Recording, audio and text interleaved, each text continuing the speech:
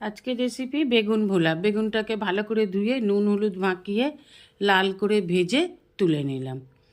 বানিয়ে নেবো একটা মশলা। নিয়ে নেবো পোস্ত, কালো সর্ষে, কাঁচা লঙ্কা, আদা, রসুন।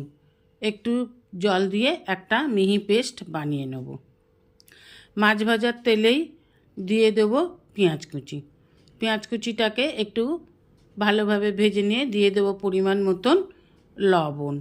পেঁয়াজটা যখন হালকা ব্রাউন কালার হয়ে যাবে তখন দিয়ে দেবো বানিয়ে রাখা মশলাটা, সর্ষে পোস্ত বাটা, হলুদ গুঁড়ো, লাল লঙ্কার গুঁড়ো, দিয়ে দেবো টমেটো কুচি। ভালোভাবে মশলাটাকে খুব ভালোভাবে কষে নিয়ে লম্বা লম্বা করে কেটে রাখা বেগুনগুলোকে দিয়েও মশলার সাথে খুব ভালোভাবে কষে নিয়ে দিয়ে দেবো জল।